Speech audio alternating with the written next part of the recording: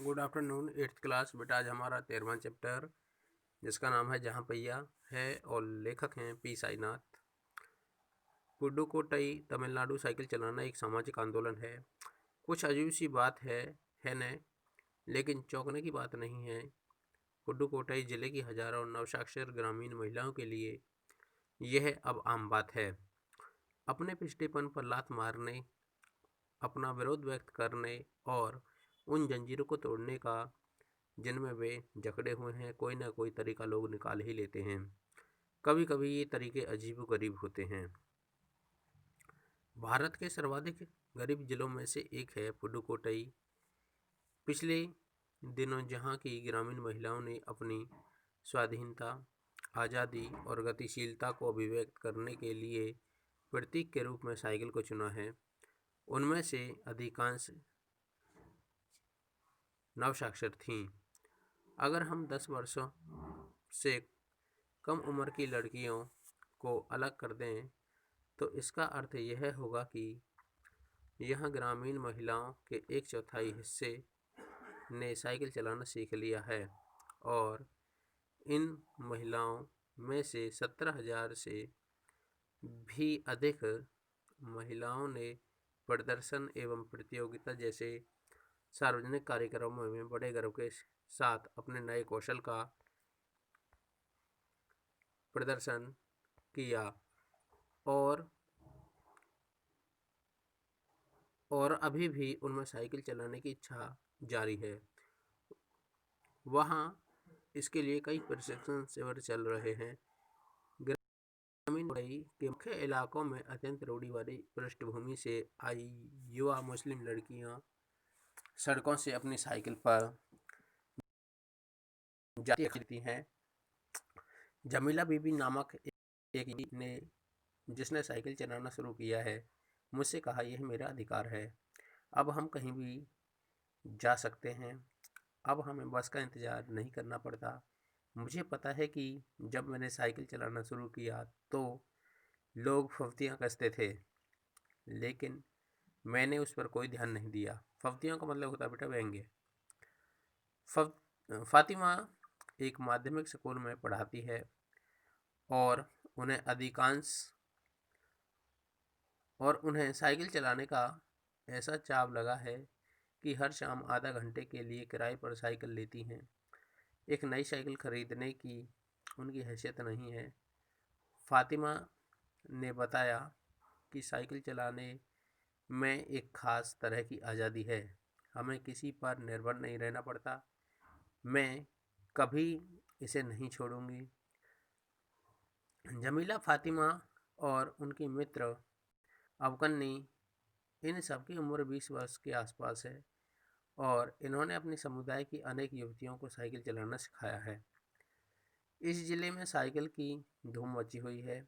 इसकी प्रशंसकों में है महिला खेतिहर मजदूर, पत्थर खदानों में मजदूरी करने वाली औरतों और गांव में काम करने वाली नर्सें, बालवाड़ी और आंगनवाड़ी कार्यकर्ता, बेशकीमती पत्थरों को तराशने में लगी औरतें और स्कूल की अध्यापिकाएं भी साइकिल का जमकर इस्तेमाल कर रही हैं। ग्रामीण सेविकाएं और दोपहर का भोजन पहुंचाने वाली औरतें भी पीछे नहीं हैं। सबसे बड़ी संख्या उन लोगों की है जो अभी नवसाक्षर हुई हैं। जिस किसी नवसाक्षर अथवा नई साइकिल चलाने वाली महिला से मैंने बातचीत की, उसने साइकिल चलाने और अपनी व्यक्तिगत आज़ादी के बीच एक सीधा संबंध बताया। साइकिल आंदोलन की एक अगुवा का कहना है, मुख्य बात यह है कि इस आंदोलन ने महिलाओं को बहुत आत्मविश्वास प्रदान किया। महत्वपूर्ण यह है कि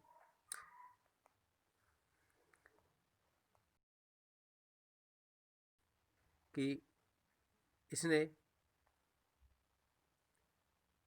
पुरुषों पर उनकी निर्भरता कम कर दी है।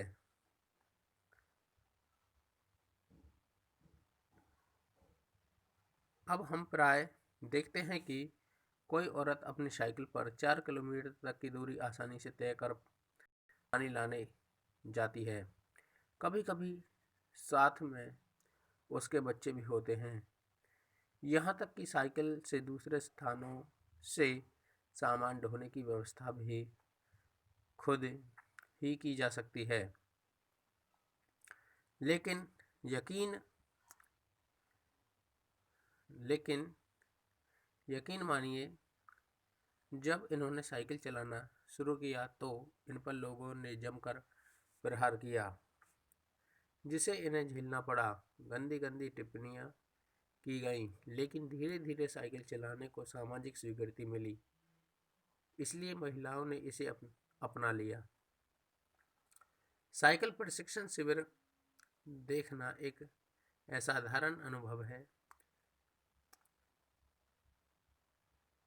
किलारुचि गांव में भी सभी साइकिल सीखने वाली महिलाएं रविवार को इकट्ठी हुई थीं।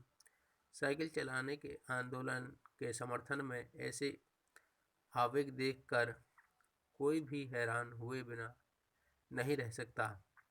उन्हें इसे सीखना ही है। साइकिल ने उन्हें पुरुषों द्वारा थोपे गए दायरे के अंदर रोजमर्रा की घिसी पिटी चर्चा से बाहर निकलने का रास्ता दिखाया। ये नव साइकिल चालक गाने भी गाती हैं। उन गानों में साइकिल चलाने को प्रोत्साहन दिया गया है। इनमें से एक गाने की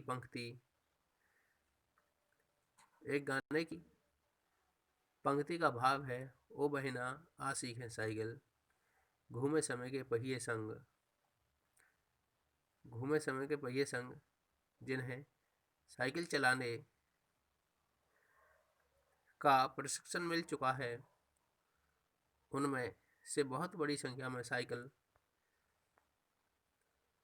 सीख चुकी महिलाएं अभी नई नई साइकिल सीखने वाली महिलाओं को भरपूर सहयोग देती हैं।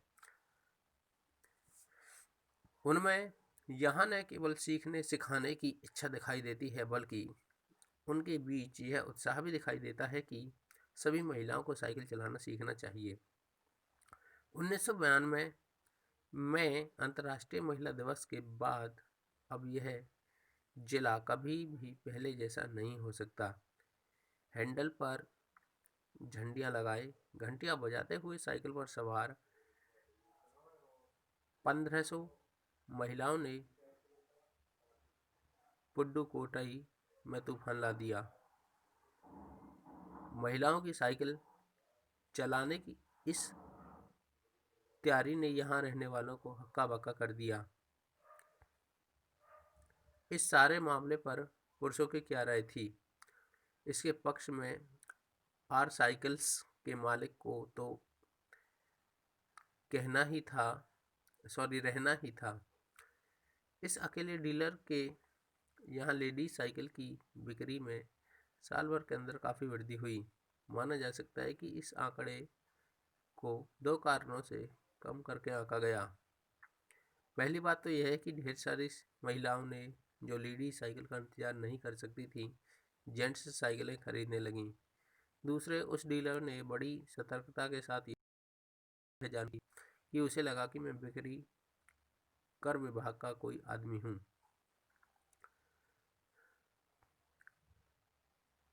कुदिमी अन्नामलाई की चिलमिलाती धूप में एक अद्भुत दृश्य की तरह पत्थर के खदानों में दौड़ती भागती 22 वर्षीय मनोरमणि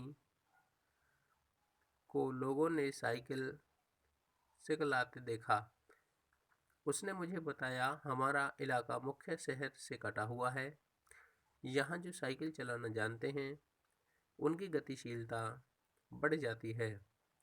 साइकिल चलाने के बहुत निश्चित आर्थिक निहितार्थ थे। इससे आय में वृद्धि हुई है। यहाँ की कुछ महिलाएं अगल बगल के गांव में कृषि संबंधी अथवा अन्य उत्पाद बेच सकती हैं। साइकिल की वजह से बसों के इंतजार में व्यय होने वाला उनका समय बच जाता है। खराब परिवहन व्यवस्था वाले स्थानों के लिए तो यह बहुत महत्वपूर्ण है।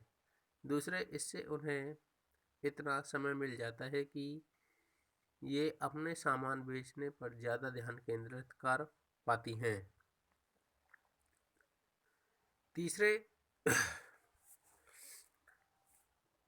इससे थे और अधिक इलाकों में जा इससे ये और अधिक इलाकों में जा पाती हैं। अंतिम बात यह है कि अगर आप चाहें तो इससे आराम करने का काफ़ी समय मिल सकता है। जिन छोटे उत्पादकों को बसों का इंतजार करना पड़ता था, बस स्टॉप तक पहुंचने के लिए भी पिता भाई पति बेटे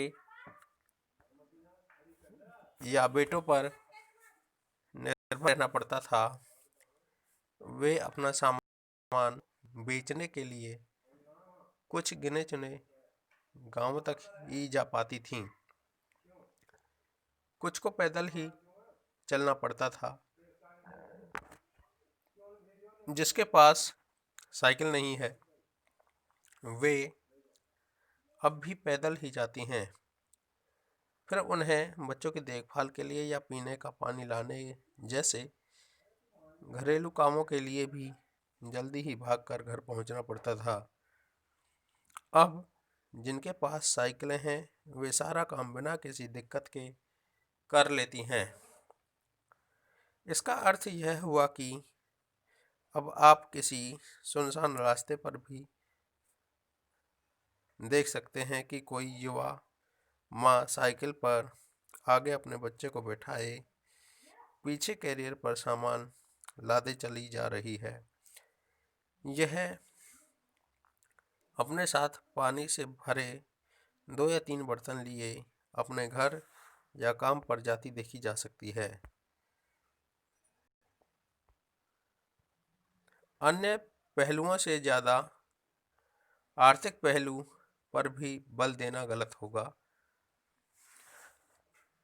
साइकिल प्रशिक्षण से महिलाओं के अंदर आत्मसम्मान की भावना पैदा हुई है। यह बहुत महत्वपूर्ण है। फातिमा का कहना है, बेशक यह मामला केवल आर्थिक नहीं है। फातिमा ने यह बात इस तरह कही जिससे मुझे लगा कि मैं कितनी मूर्खतापूर्ण ढंग से सोच रहा था। उसने आगे कहा, साइकिल चलाने से मेरी कौन सी कमाई होती है? मैं तो पैसे ही गंवाती हूँ। मेरे पास इतने पैसे नहीं हैं कि मैं साइकिल खरीद सकूँ, लेकिन हर शाम मैं किराए पर साइकिल लेती हूँ ताकि मैं आज़ादी और खुशहाली का अनुभव कर सकूँ। पुडुकोट्टई पहुँचने से पहले मैंने इस विनम्र सवारी के बारे में कभी इस तरह सोचा ही नहीं था। मैंने कभी साइकिल को आज़ादी का प्रतीक नहीं समझा था। एक महिला ने बताया, लोगों के लिए यह समझना बड़ा कठिन है कि ग्रामीण महिलाओं के लिए यह कितनी बड़ी चीज़ है। उनके लिए तो यह हवाई जहाज़ उड़ाने जैसी बड़ी उपलब्धि है। लोग इस पर हंस सकते हैं, लेकिन केवल यहाँ की औरतें ही समझ सकती हैं कि उनके लिए यह कितना महत्वपूर्ण है। जो पुरुष इसका विरोध करते हैं, वे जाएं और टहलें, क्योंकि जब साइकिल चलाने की बात आती है, वे महिलाओं की बराबरी कर ही नहीं सकते। तो लेखक पी साईनाथ है बेटा। इसका अभ्यास के क्वेश्चंस जो आपको करने हैं वो मैं अभी आपको निशान लगा के भेज देता हूँ। Okay, thank you.